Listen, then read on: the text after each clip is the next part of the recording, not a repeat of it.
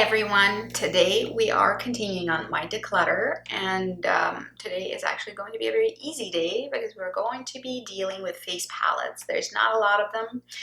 I am going to show you what I have, what I'm getting rid of, and why. And this is going to be a quick one, which is I'm very happy about it because filming the long ones takes kind of a lot of energy. So let's get into my face palettes that are all here. So not that many of them. Let's start with the bigger guys. I was on my Natasha Denona kick. I bought a whole bunch of eyeshadows from them, and I also wanted to try some face palettes. So let me show you the ones that I have on hand. I am still forming my opinion about them. I've used them for a while, but not consistently enough to like really dig into it. I will in the next few months, I think. And this one is Diamond and Blush and Highlighting Palette in 01 Daria. So, I mean, obviously, you know why I purchased it. It's my name. This is what we're talking about here. This is quite nice. A big palette, lots of product. We have a flip here, which protects some of the cream colors. And then we have a row of dry pressed powders.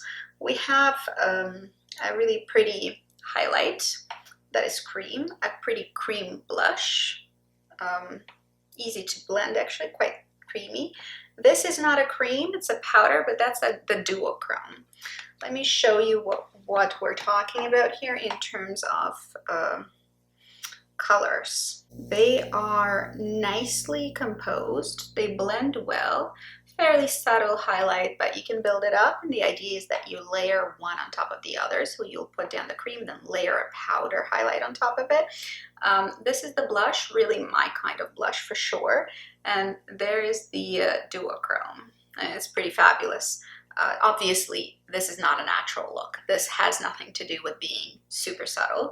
You can make anything look super subtle, but this palette is really, the purpose of it is really to be pow. This is very reflective. On the bottom we have a diamond dust sort of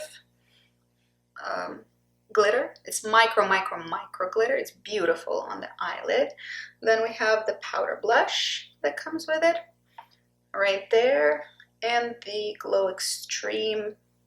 That's the powder highlighter that's supposed to go on top of the cream one. So here we have the first row. This is the diamond powder. It's really quite sparkly. Here is the other blush that's supposed to go on top of this blush. And here's the highlight that's supposed to go on top of the other highlight. And that's pretty blinding. So this is kind of the color story on that one. I enjoy it. I think it's very beautiful. I have been wearing it. I've been wearing the diamond powder, not so much on my cheeks as I have been on my lids, and it's very similar to the Diamond Balm from the Fenty Beauty. They have also, I'll show it to you when I'm talking about my highlighters, but they also have basically the same kind of formula. I like the packaging. It's a little bit bulky, but it's not too bad. And I do like the color story. This is my kind of color story, and this is the light version. Now, they also have the darker version here. So Diamond and Blush in the color 02 Citrus. And 02 Citrus is called 02 Citrus because I'm assuming of this color over here. So I'll show you what we have here. This is for medium to dark skin tones. And this is harder for me to use, obviously, because I am fair to light. But we have this highlight glow cream base that I do like to use as a bit of a bronzer. They have the cream blush, and they have the Citrine Dual Glow. So this one I use as a glowy bronzer. Obviously, I can't use it as a highlight on my skin tone, but it does work for me as a glowy bronzer. It's not a look I go for frequently, but it is a look I go for sometimes. We have quite a pigmented little blush here, also a color that does work for me, luckily. And the Citrine highlight is something that I use on my eyelids mostly because it's just really yellow. It's kind of interesting. It's yellow flashing green, and it's kind of interesting to apply as a highlight on my skin tone. It doesn't quite work as a highlight, but it works as like a cool effect. So if you want, instead of looking like you're naturally glowing, glowing. If instead of that you want just a cool effect on your skin, then any skin color can do this, because if you can see, when I put a shadow there, it doesn't become dark. Like this one will be reflective and it'll become dark in the shade. This one does not do that. So, I mean, less wearable for me for sure, but not to the point where I can't use it. And then we have the second row with the diamond powder, with the powder blush, and with the Glow Extreme. So let me show you what those look like. Glow Extreme is definitely harder for me to pull off because it is dark.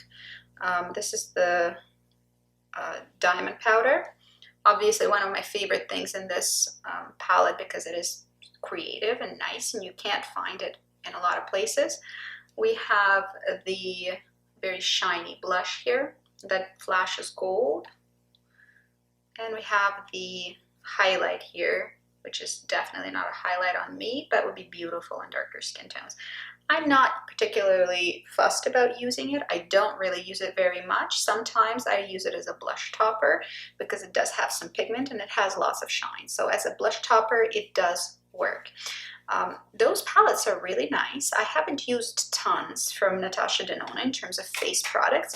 I do have her face highlights, the single ones. They're fantastic. They're probably my favorite highlights right now for the face, and I'll show them to you when we're talking about highlights. Now this diamond blush palette is a little bit less used by me than the Daria one, but the citrine is still quite good and I would definitely recommend it for darker skin tones. I might even give it to a friend who has a darker skin tone. So far I'm still playing with it. Let's talk cream products. So I have two RMS Beauty face products and the Kosas little duo that they have. Regarding RMS Beauty, these are actually the same product. Both of them are the exact same. This is RMS Beauty Signature Set in Mod Collection. I'll show you the one that's open. The other one is not open. The other one's the backup. I have already made tons of progress on this and I will completely use it up, definitely. So the backup makes sense for me. We have a really, really beautiful Living Luminizer, which I also have in a full size. We have the Master Mixer, which I have not used in full size previously, but I am kind of interested in it. We'll see. We'll see how it goes. And then we have Lip to Cheek color in Spell. It's a pretty bright coral and I like using it as a pop of color. It's a bright pop of color though, and you can use it on the lips as well, just to give you a little bit of pop of color. And then we have Lip to Cheek in Smile, and this is a really beautiful nude option. I use that one quite frequently because I wear it as a base blush and then I put a pop of color with the bright one elsewhere. So that's the kind of color we're talking about. Really nice set, and I have a backup that's still intact. I have not cracked it open. Once I'm done with this one, the one that I'm using currently, I will definitely open up the other one. When it comes to Kosas, I was kind of liking this and I've used it up. Basically, this is Velvet Melon Color and Light Cream from Kosas. I'm not that excited about the brand at that point. I have not had something that was a star product from them, unfortunately, including their foundation. This is the Velvet Melon Duo, and it's pretty. Unfortunately, it seems to me that I'm definitely preferring cheek products that actually, or cream cheek products that actually set a little bit more than this. This is very dewy, very pretty. I'll show you the colors. They're for very fair skin tones. It will not work for medium to dark as well, for sure. You can build it up, but then you have like a shiny, non-drying layer of tackiness, which, you know, not for everyone, not for me, definitely. So that really tacky situation all over your cheek is less favorable. The cream highlight is a little bit easier. Obviously, you don't really use very much, and when you use it, it's gentle. I have used a lot of each of these. This is pretty nice, although I do find that that these guys are too creamy.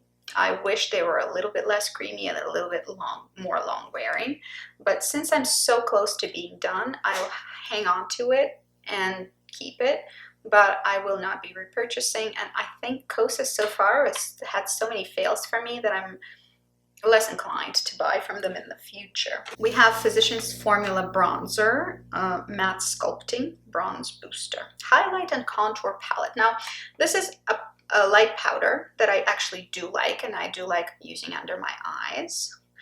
We have Contour Powder, which is great for light to fair skin. This is an excellent color. I basically bought this whole thing for just this color and it was worth it. And then we have the bronze color, which I barely ever use. It's a little bit too intense for me. So there's the bronzer. It's not too orange. It's a little bit dark for me, but the contour powder is absolutely the perfect color for me. And well, you won't see, it blends right into my skin, the highlight color.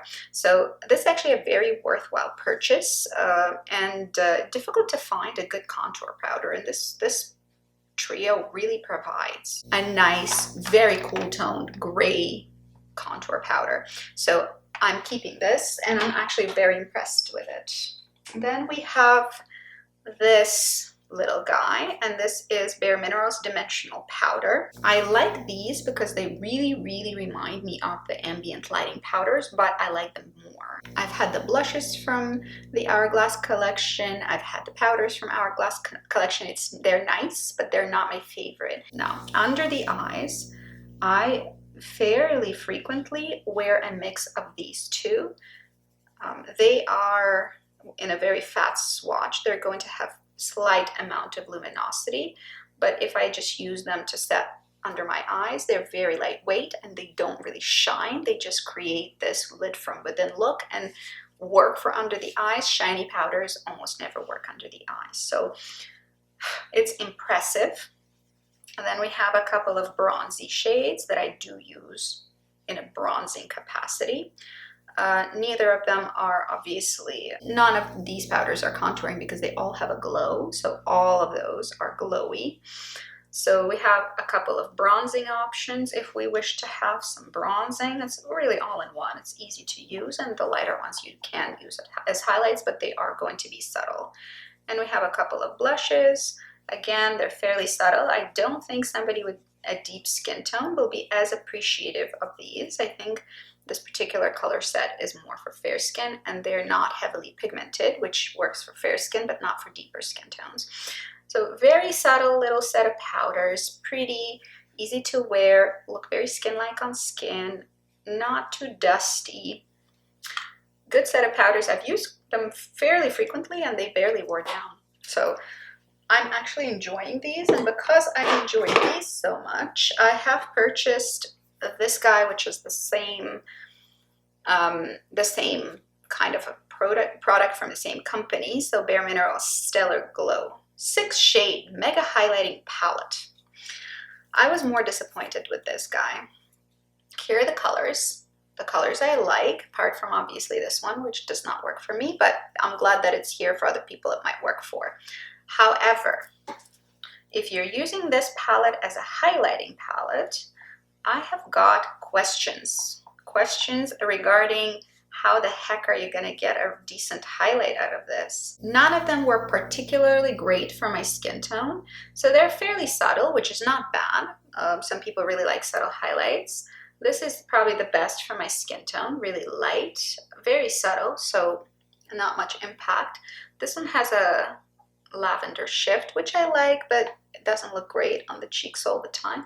This one is beautiful and shiny, but a little bit too dark. As you can see, if I shift my arm, it's going to go into shade. And then the other three, so I could probably use like 2 of those, or maybe 3. So most of the palette I'm actually unable to use. So here are the other 3. Overall, this one I can probably use. This one, this one definitely no. This one definitely no. This one probably rarely or never. This one I can use. So really I can use these 2 and they're not my favorite highlighters, so I don't reach for this palette much at all. I regret purchasing it for sure. I like the other one much better. They do have similar texture, but the color selection is definitely not working for me, and I didn't realize it wasn't going to work for me when I looked at it online. It looked like it might. It didn't really. This is going to be one I let go of because I just don't need that many, and I certainly don't need to keep hold of things that I'm not using much.